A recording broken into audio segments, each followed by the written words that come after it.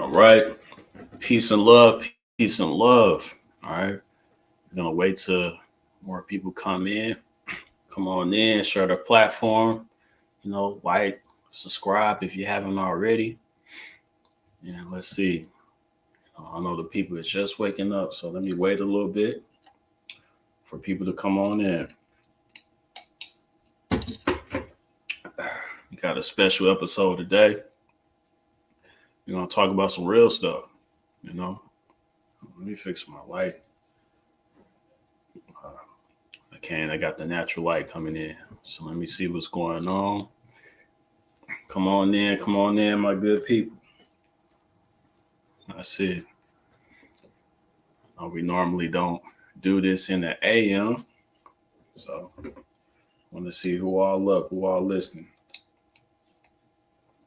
Now we're gonna have to let the show go, and people just gonna come on in and just hit the rewind button to catch everything. So I'll give it a second though. As you come in, go ahead and state where you from, where you at, and how's your morning going. What we talking about today is the prison pipeline, and not only that, we also want to talk about parents' choices. So the parents' choice are the prison pipeline, and what that really means. So let me see what's going on. Let me go ahead and hit share. I gotta share it myself. Just a second. Let me share this live.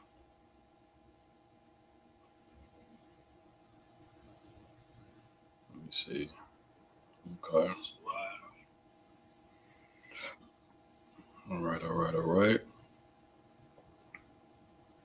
I know a few days ago, a lot of people was confused. And it was the wrong thumbnail under a different person speaking.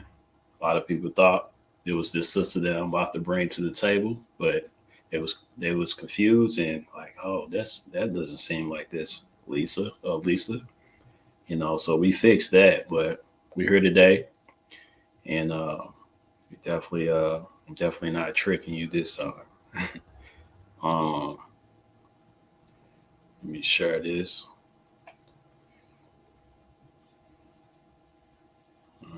No. All right. So we got a few more people in. Like I say, everybody else gonna have to hit the rewind button to check out everything. And get the playback. Let me see who's all in the building first. Want to say what's up.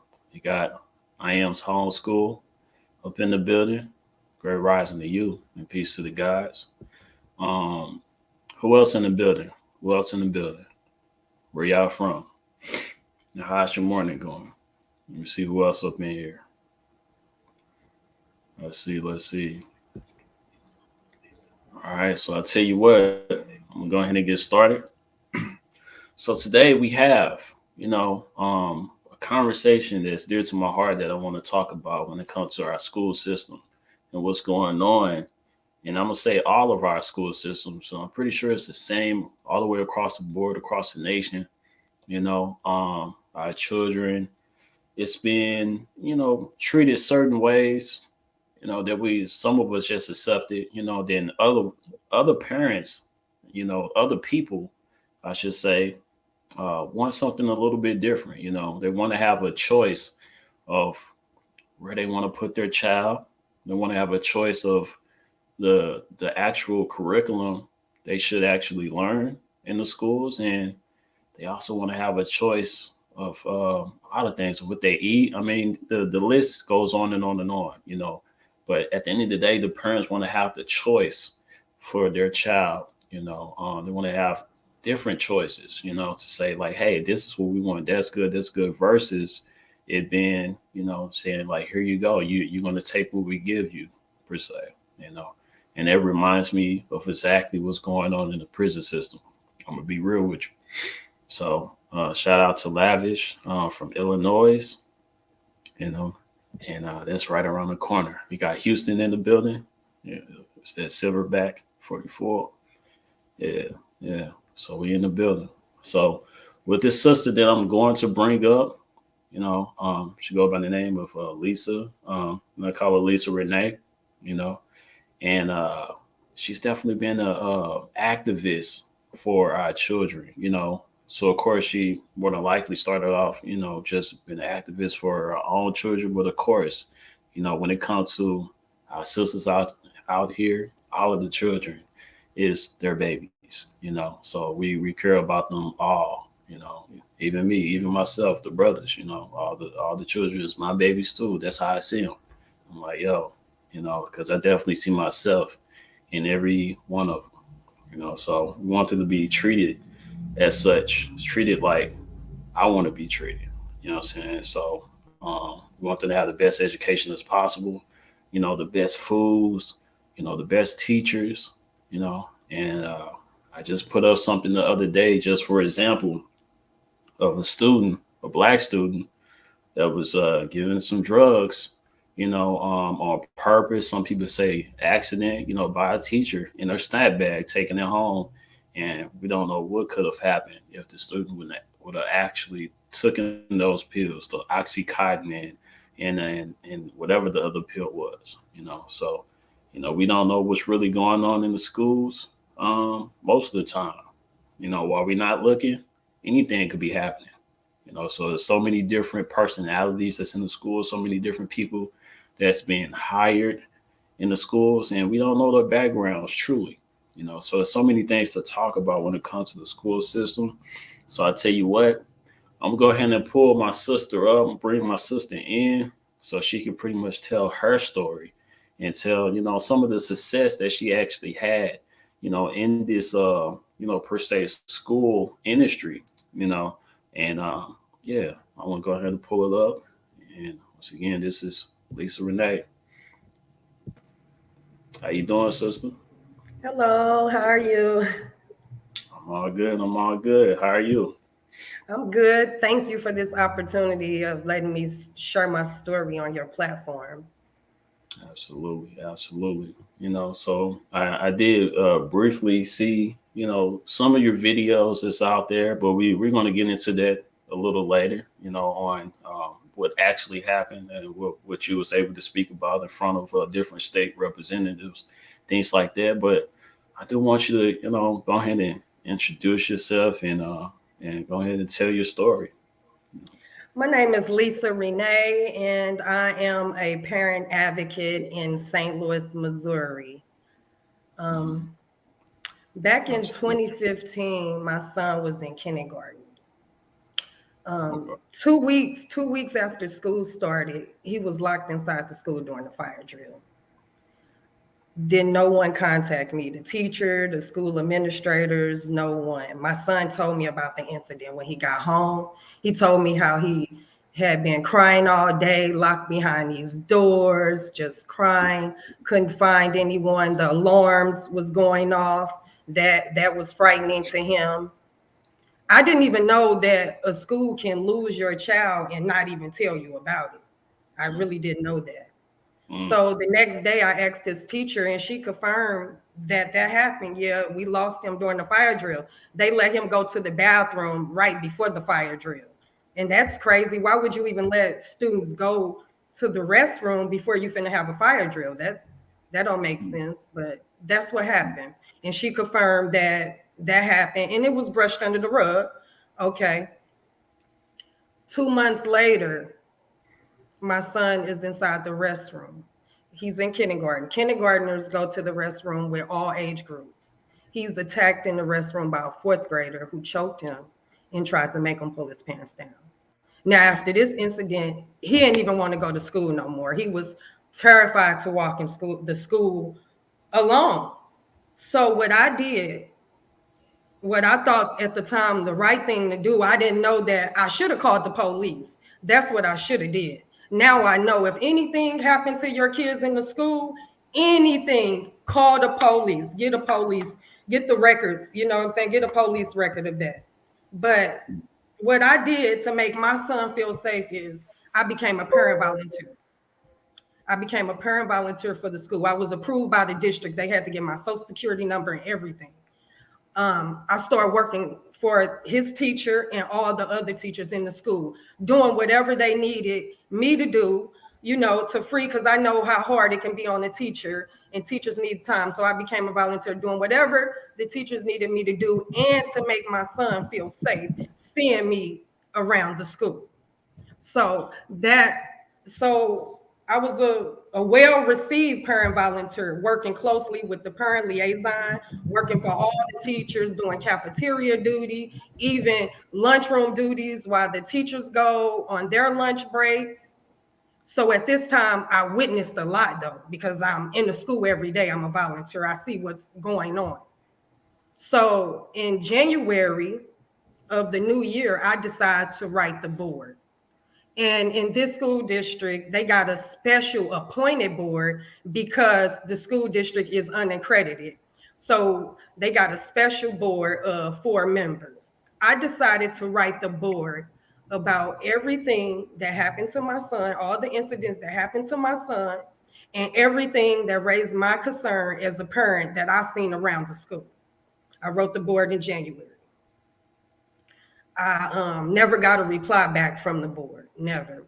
And in February, all I remember, it was a Thursday. I was volunteering at the school. Me and the parent liaison, we ordered lunch that day. We ate lunch that day. It was like just a good day, a good regular day. On my way out, me and the principal hugged. That following Friday, I was at home. I didn't go to the school and volunteer that day. A safety director from the school came to my home, knocked on the door, and hand delivered me a letter and said I was banned from all district property due to bad behavior and disruptions on school grounds. I couldn't believe it. I couldn't believe it. I'm like, I haven't did this. I haven't did anything like this. So I immediately took my son out of school and homeschooled him. I couldn't even believe, and it still affects me today. I probably was crying when I told you originally the story, but it affects me today that a school will like falsely ban you and lie on you. I took my son out of school and homeschooled him. Then I was trying to figure out like, what can I do? I'm trying to figure out who can hold them accountable for what they're doing. In DEDC in St. Louis, over in Missouri, oversee our schools. It's the Department of Elementary and Secondary Education. I contacted DEDC. They really wasn't helping me. I was speaking out at board meetings, the school board meetings, talking about how they falsely banned me and everything that was going on in the school. No one really would believe me. People just did not believe at the time that a school district would falsely ban a parent and lie on them. And one day I did speak out at a board meeting, a school board meeting, and the alderwoman at the time, she stood up for me and she was like, she's the 5th parent that's being banned from this district this month. So what the district where I live in, they ban concerned parents. They ban parents who ask questions, who care about their kids' education. They ban concerned parents. And they protect our kids and they love our kids and they help our families, but they really destroying families, these school districts where I'm at, these bad ones. Like she said I was the 5th parent that month that was banned.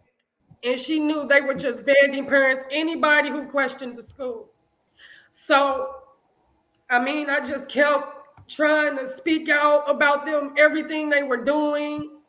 And then I, I just, I just started going to Jefferson City to the state capitol.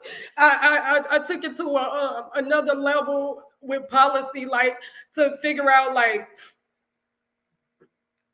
what policies out there that can work for my kids, because or all students. I took it, like you said, to another level. It's not only about my kids. I do this for all students in Missouri to have access to a better education. But I took myself to Jefferson City in front of my senators and state reps and started giving my testimony in favor of education policies, because right now When you live in a certain area in St. Louis, your kid is a zip code. That's how they look at our kids, zip codes. If you live in the ghetto, well, they get a ghetto education, not a good education. The school district I live in has been unaccredited for over 20 years.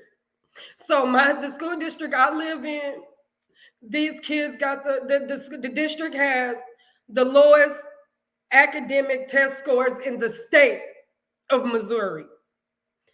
And that's failed leadership. That's just not student. It just don't make no sense. But Yeah, yes, what yeah. you saying? No, I was just saying it definitely doesn't, make any sense. What I'm noticing in Missouri, not only do a lot of our city schools not have enough funding or money, but also a lot of our city schools are closing down as well. So it's not only that it's a lack of real education, but they're also super filled as well. So it's not a lot of teachers.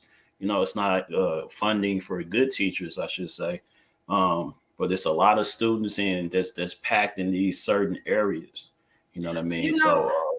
Mm, I think it got something to do with the systematic racism, because it's only in our communities, the it is. predominantly Black communities, where you got 30 kids in the classroom to one teachers.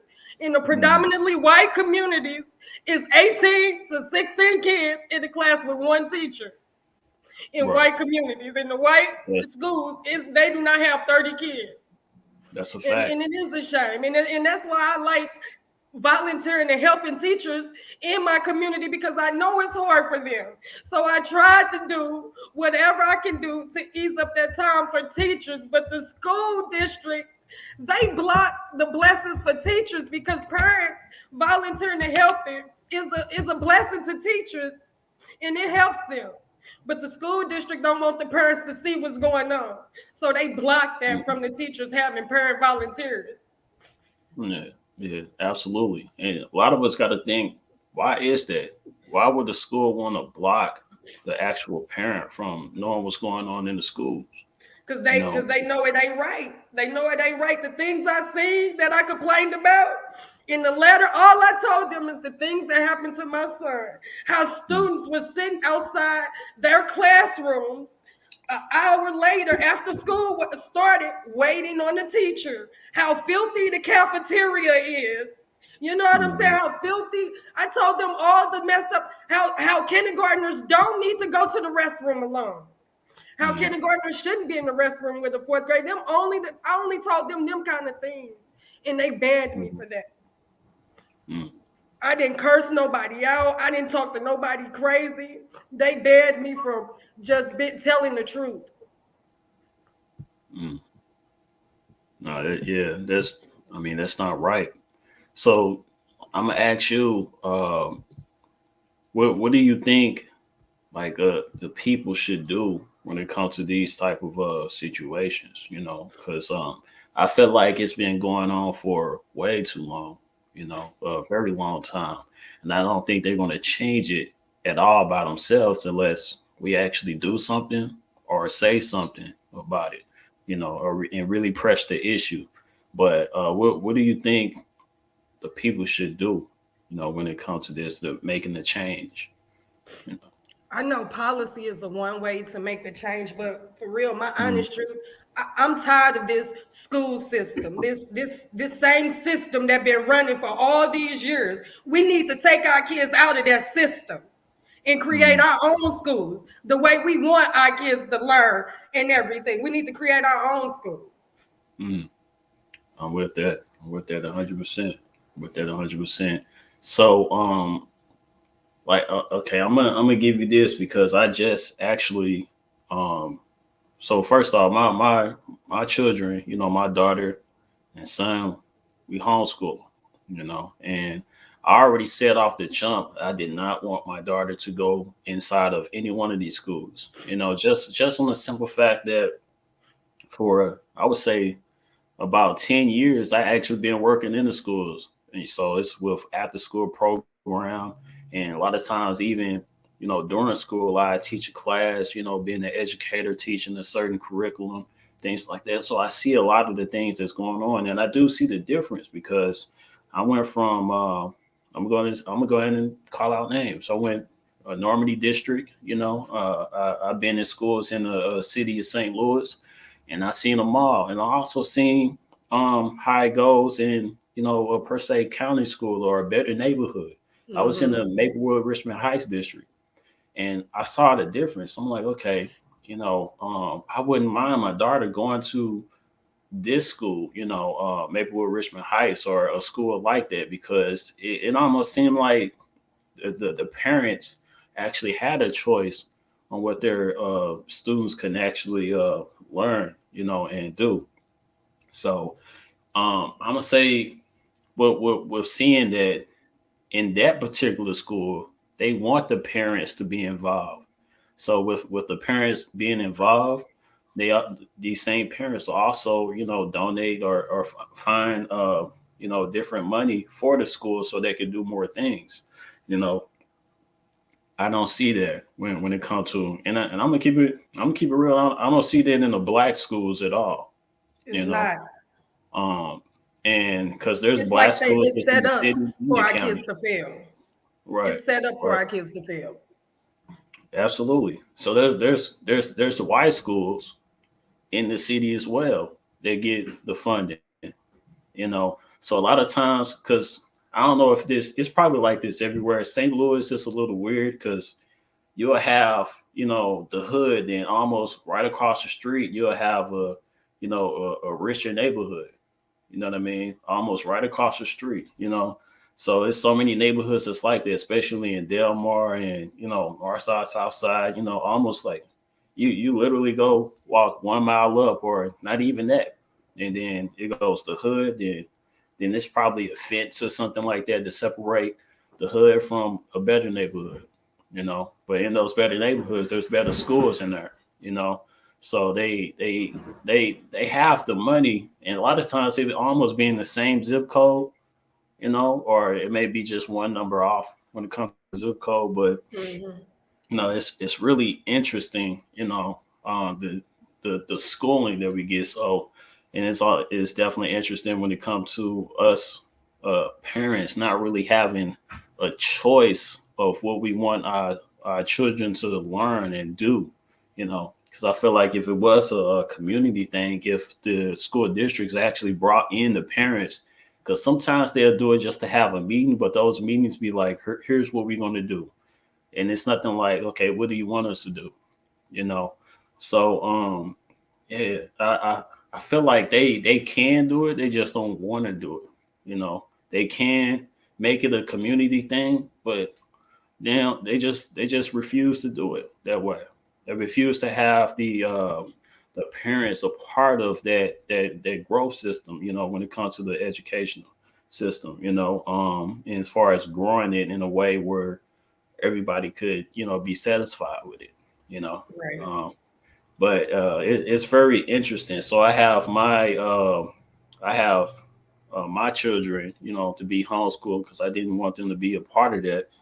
But I also still feel like um, that it was needed. It's more like a community like co-op type thing where the teachers could co-op with the parents, and they could collaborate on education piece, along with the principal or whatever. I feel like that should be a thing, in the community. It should be more of a co-op versus like a systematic thing. So, Yes. and one thing that I did realize just studying legalese, um, they have things set up where if you register, you know, like registration, if you register your child into a school, then the child belongs to the school. You know, I believe and it. and that's like that's literally what register means. So in law, anything that you registered, then it belongs to it. So if you register your car belongs to the state. If you register your child will belong to whoever you signed your child over to, you Hmm. know. So so they legally could do whatever they want to with our children legally. Um and just like they legally uh arrest parents for not having their child to go to the school after, the registration. They could Yeah. question the parent like, hey, where's your child at, or where's such and such at, you know and they could pressure, they could bring the police to your house to look for the child. You know what I mean? Hmm. So they legally could do that. And I find all of that very interesting. Because you're right, it doesn't happen in other neighborhoods like that. I seen parents even in Maplewood, Richmond Heights. I seen parents take their child out of school and do other things. Do whatever they want, and no police was called, and nothing bad ever happened. The only thing that happened is, okay, we're going to send your child some homework to do so you can catch up. You know, that's it. You know what I'm saying? So I just find all of it very interesting. And it's definitely, I feel like it's, as a people, we need to come together, to figure out exactly what's going on. But I want to ask you, because you did have some success in, changing laws and things like that. If you want to kind of speak on some of the success you had just by speaking out, you know. Yes, just by speaking out, and going to the Capitol and giving my testimony in favor of different school choice bills. One of the bills, the Empowerment Scholarship Account, it was actually signed into law, and I've been advocating and giving my testimony in favor of that since 2016. So I feel like that was a win for Missouri students to have, you know, um, access to a better education. The Empowerment Scholarship Account will give parents $6,375 to customize their child education, and Mm, parents can pay for homeschool, private school, therapies. It's like so much more, and we can even come together and put our funds together and create, some kind of school. So mm. I'm very happy about that. And them funds should be available for parents next year.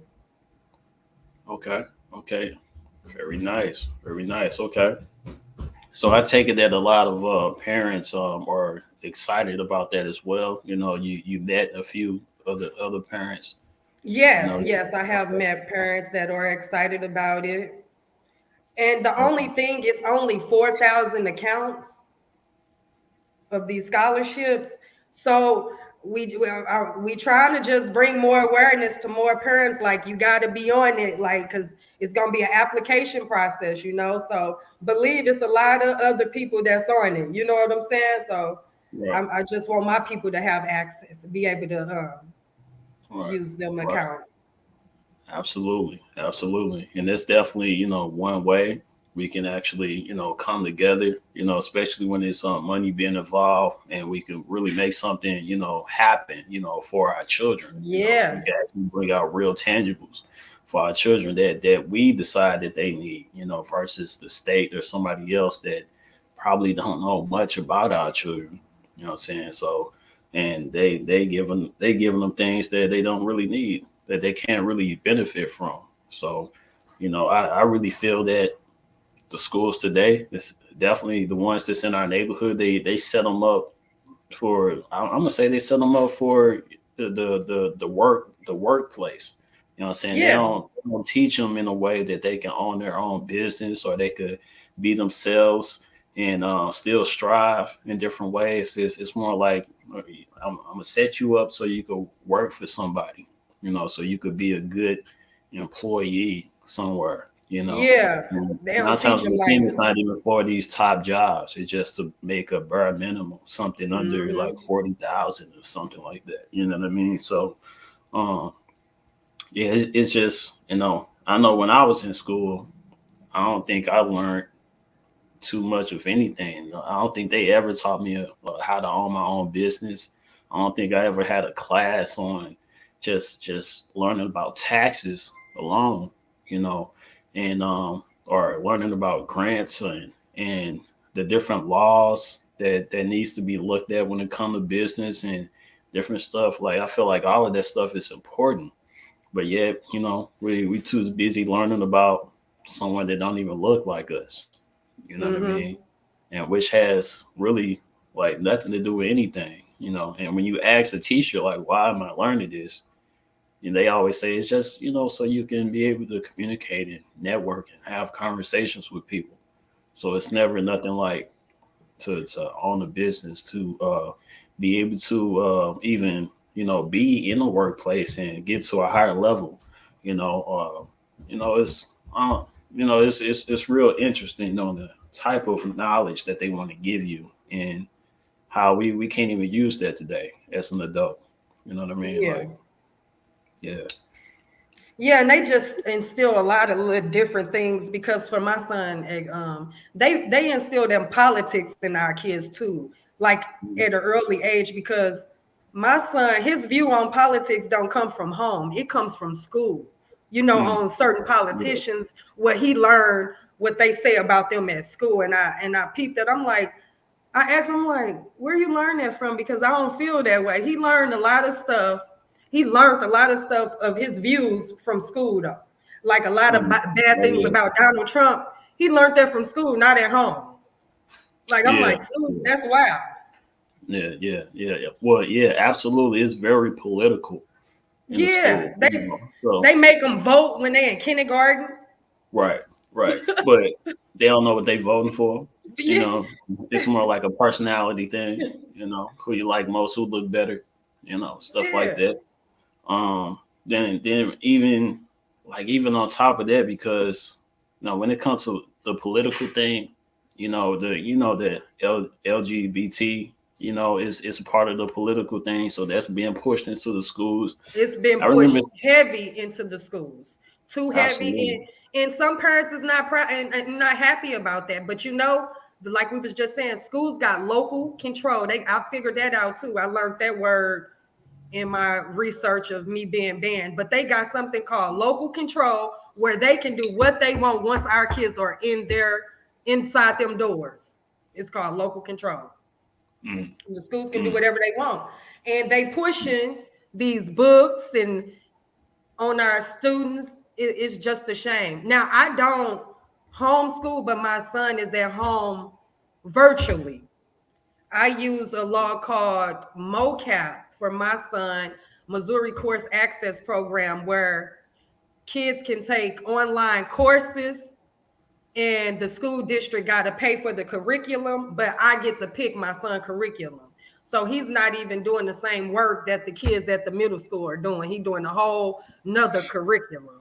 Right, right. But I will keep him at home though. I just do not want my kids going back into the schools because of these books they got in the library and how they are pushing so much LGB, all that into the community, into the schools. Yeah, and someone put it in chat, and I can agree with this, but I also have something else to say about that. That it's also important to educate your children at home. So I For assume sure. that this even after school. After they come from school to re-educate them. But I'm gonna keep Oh it yeah. 100 because a lot of our parents are working. Sometimes two or three jobs. Once they come home, they just want to relax and rest. You know what I mean? So it's very difficult to kind of say like, hey, what did you learn today? And kind of just remix it and be like, okay, so let me tell you what really happened, or let me tell you how to think about that in politics or whatever it is. So it's very difficult to go back and say, hey, just unlearn that. But even on top of that, can't really tell them to unlearn something, and they may have a test, the very next day that they have to get an A for to remember it. You know what I mean? So it's very interesting. It's very different because we all have these different lives, these lifestyles.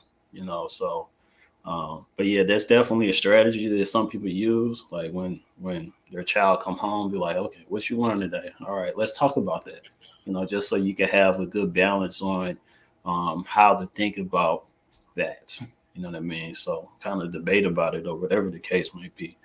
So, but yeah, me personally, I don't even want to deal with any of that. I'd rather be the teacher and have my child to learn everything from me. At least I'm next to my child while she or he is Yeah. learning. I could be able to correct it right then and there. And if it's something wrong being said, you know what I'm saying? Or they could see me actually, agreeing with it, be like, oh, that's wow. Yeah, yeah, definitely. So they can know their right from wrongs right then and there, you know, and not being negatively influenced. Because I would say that a lot of the students in school, yeah, they may learn from the teacher, but a lot of them are learning from each other as well. Oh And we yeah. don't know what type of walk of life a lot of these students are coming from. So there's a lot of things being taught from their peers, So checking the students is a whole nother thing, just like you was mentioning it earlier, being caught in the bathroom and telling them to pull his pants down and stuff like that.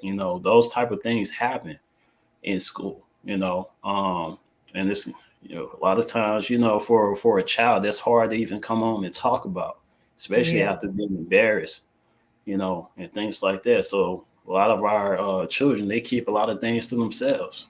They'll come home, you'll wonder why they sad, but then they'll never tell you exactly what happened, you know, or what such and such did. Sometimes it could be teachers embarrassing students, embarrassing children.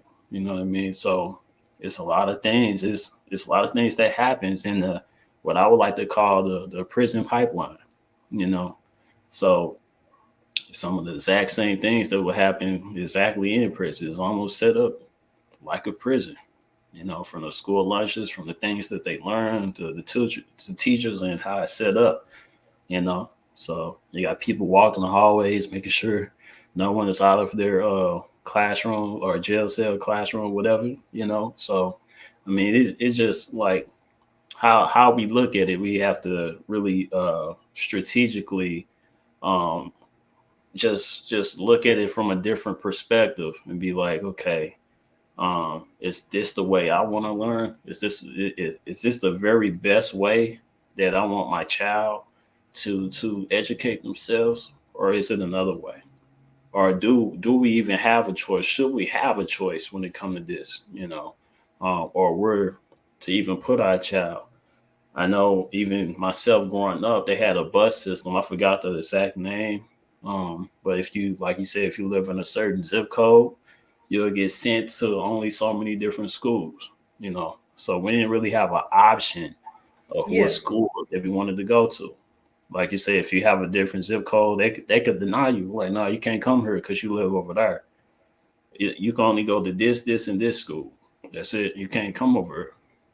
You know, so they could really deny your son or daughter just based off of where you live at. You know, and I don't think that's right. You know, but I don't know if you want to expand on that. You Yeah, know. I mean, it all got something to do with the systematic racism. In St. Louis, Missouri is very segregated, right? That's why you got these different communities with where it's a poor community and then the thriving community because it's so segregated.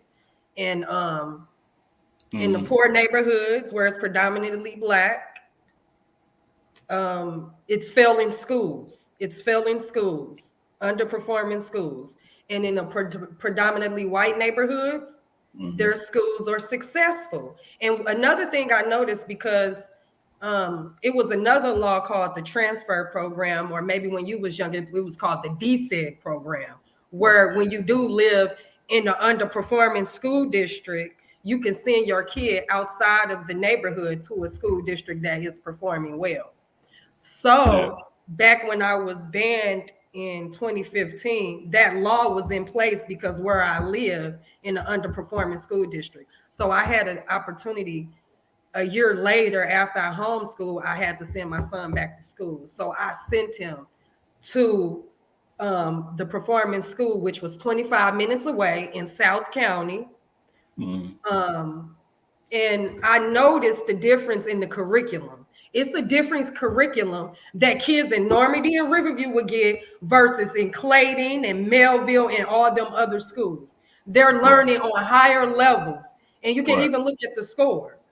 Like Hmm. Normandy and Riverview, the annual report, performance report card, there the students are like 10% proficient in reading and math. But in Hmm. Clayton and Melville, they in the 90s. They Yeah. 90% proficient in math and Yeah. reading. Yeah, and just so the people know, these are county schools. So Normandy and Riverview are county schools, and right in the very next zip code is another county school that they're learning. It's way different from each other. The only difference Because is they're white one is a kids. black school and one is a white school. Yes. And I'm gonna say they all are white schools, but it's just one is just more black students in the school than the other one is more white students in the school. Yes. So that's pretty much what's going on over here, and I'm pretty sure it's going on. That type of stuff is going on everywhere in America. It's not just in St. Louis, or it's not just in wherever, New Orleans. It's the same thing everywhere. The black schools are not getting the best education. They're just period, not the best resources or anything. So even with the Maplewood Richmond Heights school, I think they all the classrooms. They had their own budget, where they could set up their own field trips, if they wanted to. They could set up their own field trips.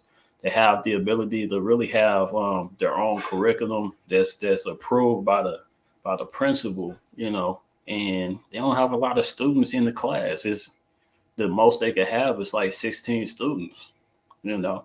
So and I just had a meeting probably a few months ago at Vaishon. It was telling me how because of the school, all the schools that's closed, all the students are being sent to like certain schools. You know what I mean? So their classes are filled, even in the midst of COVID. Their Yeah. classes are filled. So some of them have 30+ students in one classroom. All because it's just a lot more students. They have to put the students somewhere. I mean, with three different schools being closed, those students have to go somewhere to live in the city. And a lot of the county schools don't want them, you know, so they have to go somewhere. You know what I mean? So you run into these things of should I just move? Should I just spend the money and just get into a different zip code or something like that, or what can I do? A lot of people don't have that type of money, Mm-hmm. you know. So we just have to deal with what they give us, and until we actually come together as a community, as parents, and actually really press the issue, and talk to these, state representatives, and talk to these different people that can actually make things move in the right way. So for example, I don't know if you want to mention some of the success that you had with actually going into, or if we should play that video. Yeah, you could play the Um, video. right. So I know you have that plat. I don't know if you framed it and stuff like that, but of your uh, actual the law that actually passed. I think I Yeah, have a and we video. could pull up a news Yeah. paper article talking about it too. Let me see. Is that the so which video is this? Is this the shorter one? No, the 2 minute. Oh, so yeah. So the 2-minute one. Yeah, let me pull that up. And that's speaking in front of the Missouri House of Representatives Education Committee Got you. All right. in favor of the empowerment scholarship account.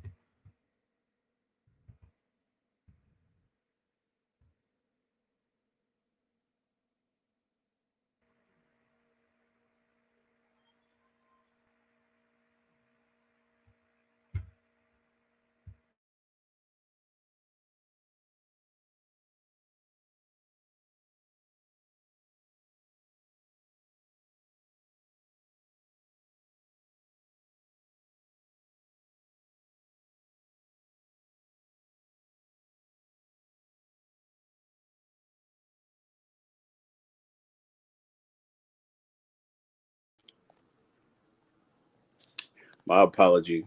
You know, I didn't realize that my battery was gone. So, can you hear me? Hold on for a second. I can't hear you. So I'm bringing my computer back up so we can play that video. I just I'm had to pull here. you up by the phone. So my apology. You Okay. know, yeah. Hold on for 1 second. Get my computer right back up. And yeah, that was kind of random. But yeah, I do want to play that video so people can actually see you in action on how that looks. Okay. You know, um, once my computer get all the way up. So I want to ask the people, if y'all have any questions or anything you want to ask her, definitely put that in the chat as well. Um, and one thing I want to mention, because something that someone said that actually um, needs to be spoken on. Um, I know A1 Plus said his son was basically robbed, held at gunpoint coming home from school. And I feel like that's another thing because often when I drive, to work in the morning, I see these children standing out on the corner, by themselves. They don't really have any adult supervision to watch them. You know, they're walking home or standing on a bus stop or whatever they may be, coming, going. They know that these are bad neighborhoods that we live in. But they have nothing to protect the children. You know what I'm saying? And I feel like that's a definite issue that hasn't been addressed even since I was a youngin. You know, because I remember being approached by many different people standing out on the bus stop. I mean, because I was one of the children that was actually bused to a county school. We have to be outside, sitting on the bus stop super early. I was out there like 5 o'clock in the a.m. Mm-hmm. Mm-hmm. To get to school. So, and nothing really has changed. Nothing has changed at all. I don't think I'm sure they know about it. They thought about it because there's been different programs. And I think Better Family Life has something where they had adults out on the corner protecting the children, and other organizations that was doing that. But the schools, it's almost like they have no interest of our children's safety, you know, standing out on a bus stop, waiting to get to school, waiting to get an education, you know. And I feel like that should be something that should be addressed as well, you know. And I'm pretty sure this goes on in all of our communities. So let me see. I'm bringing up. Give me 1 second. I'm gonna get off of here because I have my computer up. All right.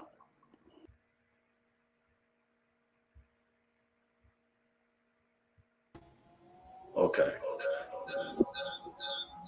Oh, it's an echo.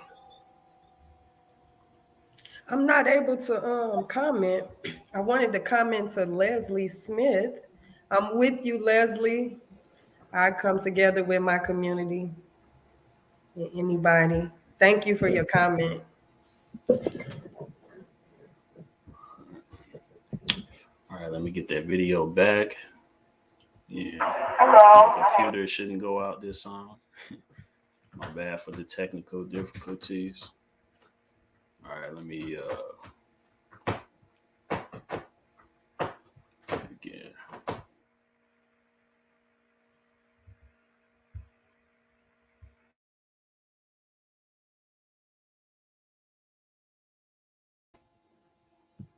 All right. Here we go.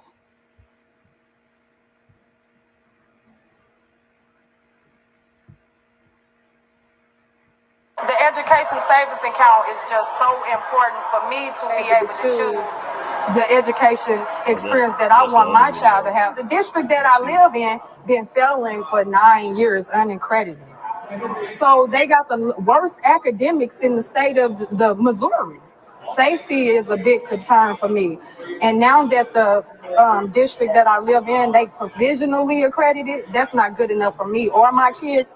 So my only option, if this bill don't pass, is to homeschool both my kids. Right. Yeah. So that's that one. And I played the wrong video, Yeah, it's but okay. it's short anyway, so it still works. And let me get this one up now. Yeah, my computer shutting off. They messed up everything. All right, all right, here we go. I support the Show Me Opportunity Scholarship Program because it allows parents to customize their children's education. No one cares more about the children than their parents. The right of parents to direct the upbringing and education of their children is a fundamental right protected by the Constitution. School choice is paramount in Missouri for all families. Parents need other options than being forced into a system that does not work. I live in a school district that has been failing unaccredited for 10 years. I have a child that had two terrifying incidents at school. Those incidents still bother my son today. He was locked inside the school during the fire drill. I was not contacted by the teacher or the school administrator. A few months later, my son was attacked inside the restroom at school by older students who choked him and tried to make him put his pants down. After those incidents, my 5-year-old son was afraid to walk into the halls alone. I wrote a letter to the special appointed school board about those incidents that happened to my son and other concerns I had about the school. I never received a response from the board. The school district sent the safety director to my house to hand deliver me a letter stating that I was banned from entering my son's school and all district properties. When you're falsely banned by the school district for having concerns about your child's well-being, then you don't have any choices to choose from. My only option at that point was to homeschool. No parent should be left with no school choice. The Show Me Scholarship Opportunity Program, the Show Me Opportunity Scholarship Program will allow parents to choose from many different educational options that will fit their family's unique needs. Now my children travel 30 minutes to and from school to get quality education. This scholarship program will allow my children to attend a private school just a couple miles from my house. It will allow me to pay for tuition, books, and supplies. I can also get therapy for my son to help deal with the trauma he experienced at his neighborhood school. Both my children can benefit from funds for AP classes and college tuition. This scholarship program gives myself and other parents hope. Absolutely. Yeah, you mentioned something in there that I didn't even think about as far as hold on, next video. Yeah, so you mentioned your child needing therapy for everything that's actually happening in the school. So and I'm gonna be honest, for a lot of these schools, even I'm gonna say even some of the Caucasian schools, uh, it's a lot of bullying and a lot of different things that's actually going on in the school. Um, I say maybe with Richmond Heights, for example, because that's the only white school that I've been to. They had openly, you know, children that's transsexuals there. You know what I mean? It's a boy coming in with a dress on, and everyone had a conversation. Oh, we have to accept, this person, and stuff like that. So all the children there, they are put in this scenario where they just have to accept things that they don't really understand completely. So getting the right counseling for these different things, for bullying, for the political stuff that's going on, for pretty much everything, getting the right counselor, I think all of our students actually need it. So, and even because we don't know why uh the student could actually come in a dress. There could be something that's going on at home, or or we don't know why that a student will want to come to school and beat up on people or harass people. We don't know exactly what's going on, but even for those students to get the right counseling to see exactly what's going on in their head mentally, so they could get still a proper education, so they still could, being make the environment safer for other children. You know what I mean? So they could be educated properly. So I feel like that's definitely something to consider. Just having the right counseling and therapy for everything that could happen inside of the school. Yes. Moving in their own environments. Because things could be happening at home. You know, so I work with a lot of students where they love coming to school because they hate being at home. You know, they just want Yeah. to be around other people versus what's going on at home. So even when I had my after school program, it was like, yeah, even like I just want to have minimal time at home. So as much I could be at school, I want to be here. So I want to do other things because there's nothing to do at home but just sit back and watch TV. I would rather be active. So I've heard students actually say that. Say I hated Yeah. my break. I hated my Christmas break because I wanted to be at school. So we don't know really what's going on at home. We don't know really what's going on at school. We just need the best interests for our children because Yes. they are literally the future. You know what I'm saying? So if we're not serious about our children, then we also not serious about our future either. You know, and that's just straight up. So I feel like us as a people should definitely take this serious. Take our children serious. So I don't know if you want to add on to that and come to the conclusion that you want people to actually know and take away from this, so we can move forward. Oh yeah, you right. You absolutely right. I mean, like you said in that testimony, don't no one care more about the children than their parents. Hmm. So parents' involvement is needed in the schools. But for some reason, schools don't want parents involved. Why is that? Why is that? Certain schools, the ones who got stuff to hide. I'm not gonna say all schools, but these schools do not want parents involved. You got to even some schools you got to call to even tell the school you coming up there. Like parent involvement is Hmm. needed. And when I was a approved parent volunteer, it was other parents that was joining in, working, volunteering in the school. It was like a beautiful thing that you seen with parents being at this school. But Hmm. after they banned me, they dismantled the whole parent program. They said, let's get rid of that. They do not want people to see what's going on. And I just think that everything with these schools, the school system that they so used to all these years need to be reimagined all the way around the board because everybody is different. Everybody don't learn. We need all options on the table. You can have a regular public school. You can have a private school. You can have a charter school. You can have home schools. We can do our homeschool co-ops like we talking about. Like, Hmm. but don't just Hmm. have it where your child is a zip code and they all about that dollar sign for that zip code. Hmm. Absolutely. I Absolutely. wanted to comment. I can't comment to the people, but Leslie Smith says something about a site. I'm just a parent. I have a social media page and an email I can give you. Okay. Yeah. If you want to, I don't know if you want to put out that email, I can and I can give you it to can say them. it and I can post it. You should be able to comment. Yeah, I, I I don't know don't I why. don't know what you. So we have the private chat, then we have just a comment chat where you should be able to. Yeah, I don't know why. I can see them, but I ain't able to write in there because I tried to reply to her. Okay, but yeah, you can if you want to, you can say your email, and I could put it out there as well. Okay. And we could do it that way if people want to reach out to you or Okay.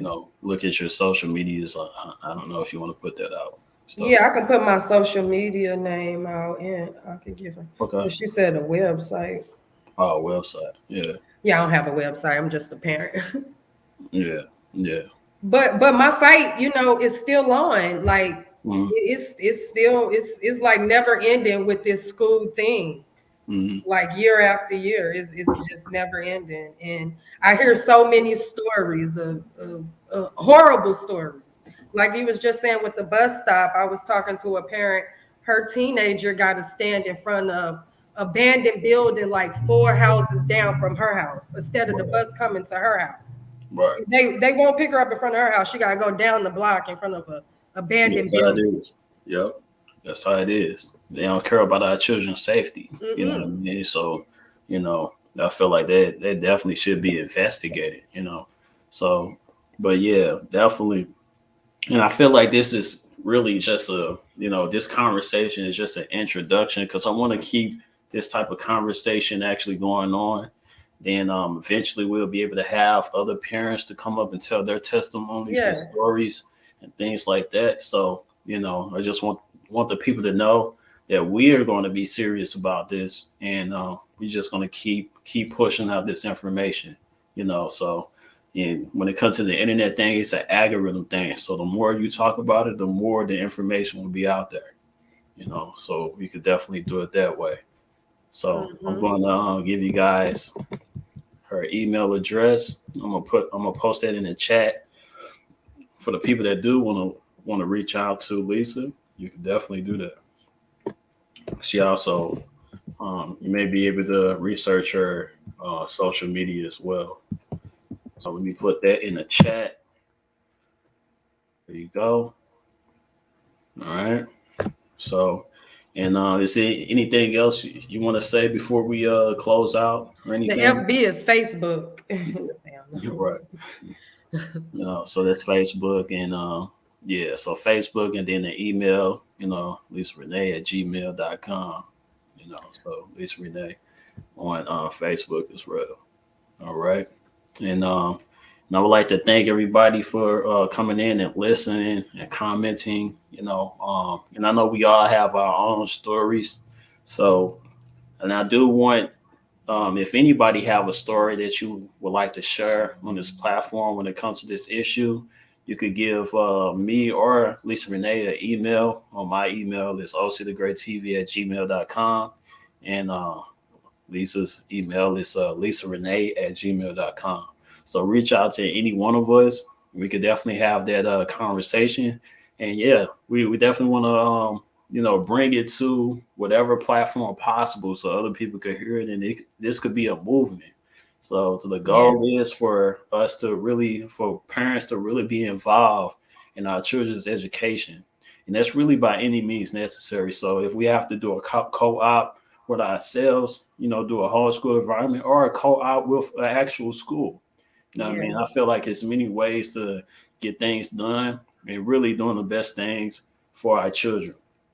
All right. So I'm gonna say peace to everybody. Again, thank you for listening and coming through. Definitely share this information. So we want to share this live. Subscribe if you haven't already, because there will be more to come. And go ahead and like it. Let's change the algorithms. So watch it again, comment more, so we can, because that's all included in the algorithms. So I'm gonna say have a good day and until next time. All right.